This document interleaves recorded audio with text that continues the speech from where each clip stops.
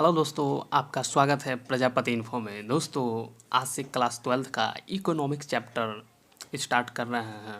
ठीक है दोस्तों, तो चैप्टर 1 स्टार्ट करते हैं, जिसका नाम है व्यष्टि अर्थशास्त्र एक परिचय।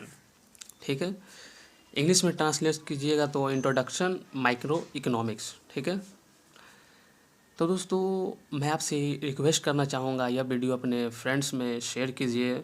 ठीक है, और एक कॉपी और पेन लेकर एकांत में बैठ जाए। ठीक है, तो दोस्तों क्लास स्टार्ट करते हैं।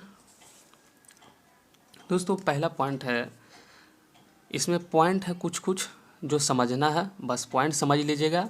आपका जितना भी तरह का क्वेश्चन आएगा आप सॉल्व कर दीजिएगा, चाहे एमसीक्यू में आए या शॉर्ट में आए या लॉन्ग में आए, कोई भी क्वेश्चन आएगा आप सॉल्व कर दीजिएगा। ठीक है, मेन है कि पॉइंट समझना है। क्या कि इसका इकोनॉमिक्स है जो बहुत इसका लंबा चौड़ा चैप्टर है, आप कितना याद कीजिएगा, आपको समझना पड़ेगा, इसलिए समझिए।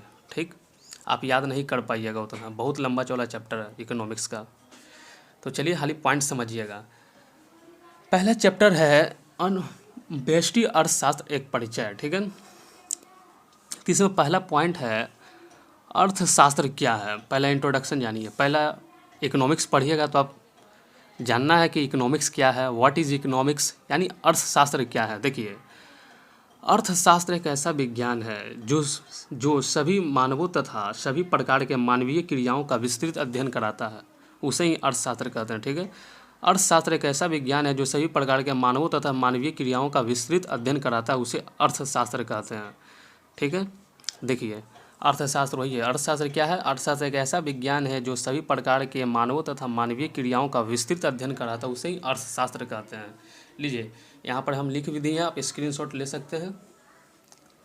देखिए अर्थशास्त्र, आप पहले समझिए, यहाँ तक लिख लीजिए, पहले हम आपको समझाते हैं। अर्थशास्त्र एक ऐसा विज्ञान है जो सभी प्रकार के मानवों तथा मानवीय क्रियाओं का विस्तृत अध्ययन कराता है, उसे ही अर्थशास्त्र कहते हैं। अब देखिए अर्थशास्त्र में क्या पढ़ते हैं, इसमें जीडीपी पढ़ते हैं, जीएनपी पढ़ते हैं, कौन फर्म कितना आगे बढ़ा, कौन बिजनेस क्या आगे बढ़ा, तो यही सब का अध्ययन कराता है कि नहीं अर्थशास्त्र। इकोनॉमिक्स में क्या करते हैं, देश का इकोनॉमिक्स क्या है, जीडीपी कितना बढ़ा कितना घटा, तो यही सब का अध्ययन कराता है इकोनॉमिक्स हमको, इसे ही अर्थशास्त्र कहते हैं। ठीक है, तो यहाँ तक लिख लीजिए और नेक्स्ट पॉइंट पर बढ़ते हैं, पॉइंट नंबर 2। तो चलिए दोस्तों पॉइंट नंबर 2 को समझते हैं। इसमें है मानवीय क्रियाएँ। देखिए मानवीय क्रियाएँ क्या है। सबसे पहले मानवीय क्रियाओं को दो भाग में बांटने वाले प्रोफेसर मार्शल हैं। मानवीय क्रियाओं को दो भाग में बांटा गया है, एक का नाम दिया गया आर्थिक क्रिया और दूसरा का नाम दिया गया अनार्थिक क्रिया, और इसको बांटे कौन? Professor Marshall, VVI। इम्पोर्टेंट, बहुत इम्पोर्टेंट है। MCQ में आपसे क्वेश्चन आएगा कि मानवीय क्रियाओं को दो भाग में बांटने वाले कौन अर्थशास्त्री हैं, तो प्रोफेसर मार्शल। ठीक, बहुत इंपॉर्टेंट है। अब आइए समझते हैं आर्थिक क्रिया तथा अनार्थिक क्रिया क्या है। ठीक, समझते हैं। यहाँ तक कोई भी दिक्कत हो तो कमेंट हमें कीजिए, हम आपको सोल्यूशन जरूर देंगे। ठीक, पहला कि मानवीय क्रियाएँ, मानवीय क्रियाओं को दो भाग में बांटा गया, एक का नाम दिया गया आर्थिक क्रिया और एक का नाम दिया गया अनार्थिक क्रिया। ठीक है, human activity, economic activity, uneconomic activities. अब कौन बांटा दो भाग में? Professor martial.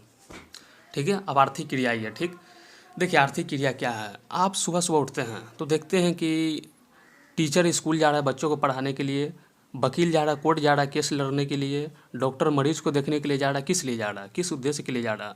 तो पैसा कमाने के लिए जा रहा है। ठीक, तो इसे तो आर्थिक क्रिया कहते हैं। ठीक, अर्थात मनुष्य का वैसा कार्य जिसे करने से व्यक्ति को धन की प्राप्ति होती है, उसे आर्थिक क्रिया कहते हैं। यहाँ तक आप स्क्रीनशॉट ले लीजिए। और आर्थिक क्रिया समझते हैं। आर्थिक क्रिया समझ गए, मनुष्य का वैसा कार्य जिसे करने से व्यक्ति को धन की प्राप्ति होती है, उसे आर्थिक क्रिया कहते हैं। ठीक है, जैसे एक शिक्षक है, एग्जाम्पल के लिए एक शिक्षक द्वारा एक बच्चों को पढ़ाना आर्थिक क्रिया है। एक डॉक्टर द्वारा मरीज को देखभाल करना एक आर्थिक क्रिया, उससे आएगा आपको, आप बच्चा को पढ़ाइएगा तो उससे आपको पैसा आएगा कि नहीं आएगा, तो वही अगर आर्थिक क्रिया हो गया। ठीक है, मनुष्य का वैसा कार्य जिसे करने से व्यक्ति को धन की प्राप्ति होती है, उसे आर्थिक क्रिया कहते हैं। ठीक है, अब आते हैं अनार्थिक क्रिया क्या है। अनार्थिक क्रिया, ठीक इसके विपरीत स्थिति को अनार्थिक क्रिया कहते हैं। अर्थात मनुष्य का वैसा कार्य जिसे करने से व्यक्ति को धन की प्राप्ति नहीं होती है, उसे अनार्थिक क्रिया कहते हैं, नॉन इकोनॉमिक एक्टिविटीज़। ठीक है, जैसे कि एक शिक्षक द्वारा अपने ही बच्चों को पढ़ाना, एक शिक्षक मान लीजिए अपना बेटा को पढ़ाता है तो उससे क्या उसको धन की प्राप्ति होगा? नहीं। एक डॉक्टर है जो अपना ही बेटा को इलाज करता है तो उसको उससे क्या उसको धन की प्राप्ति होगा? नहीं। इसे ही अनार्थिक क्रिया कहते हैं, ठीक है। आर्थिक क्रिया के ठीक विपरीत स्थिति को अनार्थिक क्रिया कहते हैं।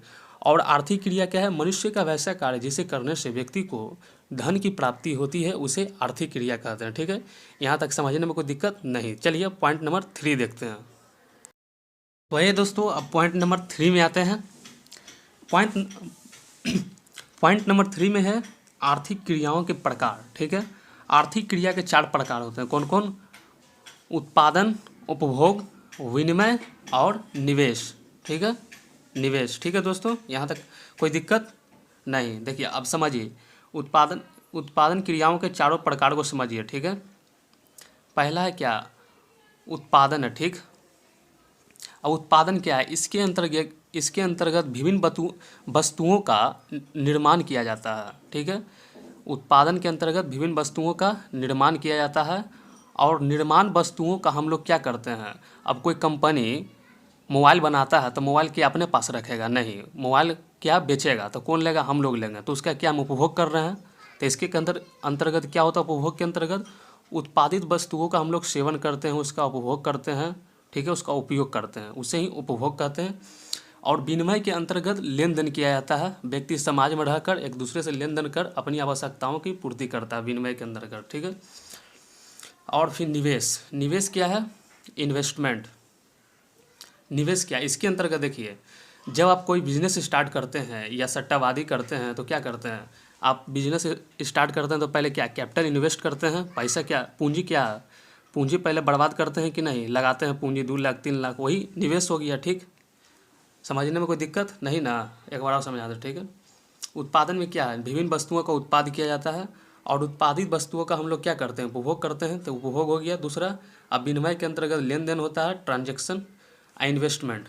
इन्वेस्टमेंट के अंतर्गत पैसा निवेश करते हैं हम लोग, ठीक है। कोई बिजनेस में हो गया या कोई सट्टाबाजी में हो गया, शेयर बाजार में हो गया, क्या हम लोग इन्वेस्ट करते हैं पैसा, वही निवेश हो गया। और उत्पादन के कितने होते हैं दोस्तों? प्रकार। उत्पादन के 5 साधन होते हैं, ठीक है। उत्पादन के 5 साधन होते हैं। भूमि, श्रम, पूंजी, साहस और संगठन, ठीक है। भूमि, श्रम, पूंजी, साहस और संगठन, ठीक है दोस्तों। यह क्या हो गया? भूमि, श्रम यानी मजदूर, और पूंजी, संगठन और साहस। उत्पादन के ये 5 साधन होते हैं। उत्पादन का, उपभोग का मत मानिएगा, इन्हें कि कितना लड़का उपभोग मान लेता है। उत्पादन का 5 साधन होते हैं। भूमि, श्रम, पूंजी, संगठन और साहस, ठीक। यहाँ तक समझने में कोई दिक्कत नहीं ना? तो चलिए अब यह समझते हैं वस्तु कीमत निर्धारण। इसके अंतर्गत क्या होता है? वस्तु का कीमत का निर्धारण किया जाता है, ठीक है। वस्तु की कीमत जो होता है कि वस्तु का क्या प्राइस होना चाहिए, क्या नहीं होना चाहिए, क्या मूल्य होना चाहिए, इसका निर्धारण वस्तु इसी के अंतर्गत होता है, ठीक है। वस्तु कीमत निर्धारण ये विनिमय का पार्ट है, ठीक है। और साधन कीमत निर्धारण, इसके अंतर्गत उत्पादन के साधनों का कीमत का निर्धारण किया जाता है। जैसे कि उत्पादन के साधन है ना, भूमि, श्रम, पूंजी, संगठन और साहस, उसी का कीमत का निर्धारण किया जाता है इसके अंतर्गत, ठीक है। साधन कीमत निर्धारण, जैसे श्रम है तो श्रम का क्या कीमत रह जाएगा, क्या रखा जाएगा, पूंजी भूमि का क्या कीमत रखा जाएगा, ठीक है। इसी का निर्धारण साधन कीमत निर्धारण में किया जाता है, ठीक है। यहाँ तक समझने में कोई दिक्कत? तो आप यहाँ तक समझने में कोई दिक्कत हुआ दोस्तों? नहीं। और देखिए दोस्तों, कितना लड़का कहता है कि क्वेश्चन आंसर सर नहीं लिखवाते हैं, तो देखो बताते हैं। क्वेश्चन आंसर हम एक अलग वीडियो में आपको देंगे, ठीक। ये वीडियो सिर्फ समझाने के लिए लेक्चर है। अगला वीडियो में आपको क्वेश्चन आंसर साथ प्रोवाइड कर देंगे अगला वीडियो में, ठीक। इसमें हम लेक्चर देते हैं, समझाते हैं बस, ठीक है। अब समझिए एक और पॉइंट समझते हैं, पॉइंट नंबर। तो ये दोस्तों अब पॉइंट नंबर 4 में आते हैं, ठीक है। व्यष्टि एवं समष्टि में अंतर, माइक्रो एंड मैक्रो में डिफरेंस को समझते हैं, अंडरस्टैंड करते हैं, ठीक है। अब देखिए व्यष्टि एवं समष्टि अर्थशास्त्र में क्या अंतर है। अभी तक हम लोग जो भी पढ़ रहे हैं सब व्यष्टि अर्थशास्त्र पढ़ रहे हैं, समष्टि अभी नहीं हम लोग पढ़ रहे हैं, ठीक।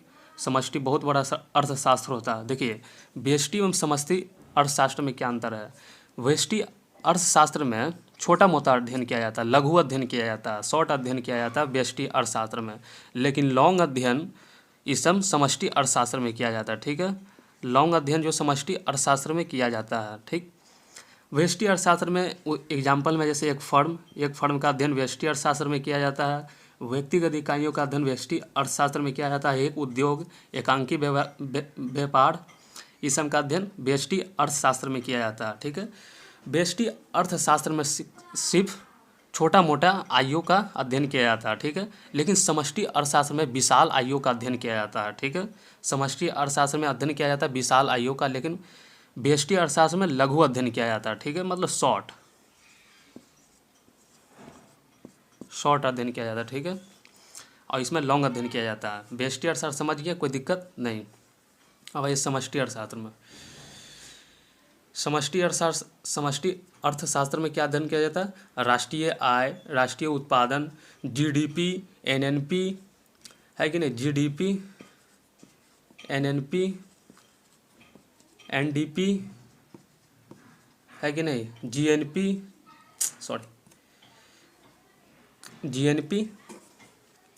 नजर आ रहा ना, NDP, GNP, gross national product, gross domestic product, net national product, net domestic product. ठीक है, इस सब का फुल फॉर्म होता है। ऐसे ही हम समष्टि अर्थशास्त्र पढ़ाएंगे ना, तो उसमें सब चीज़ का एकदम बढ़िया से एक्सप्लेन करेंगे। अच्छा, अब बताइए, यहाँ तक आपको कोई समझने में कोई दिक्कत हुआ? Have you any problem? यहाँ तक कोई दिक्कत? व्यष्टि अर्थशास्त्र में लघु अध्ययन किया जाता है, और इसमें लॉन्ग अध्ययन किया जाता है। इसमें छोटा मोटा आइयों का अध्ययन किया जाता है, और इसमें विशाल आइयों का अध्ययन किया जाता है। अब यहाँ तक कोई समझने में दिक्कत नहीं, और बाकी के पॉइंट की चर्चा हम नेक्स्ट वीडियो में करेंगे। तब तक वीडियो को आप अपने दोस्तों में शेयर कीजिए। Thank you for watching.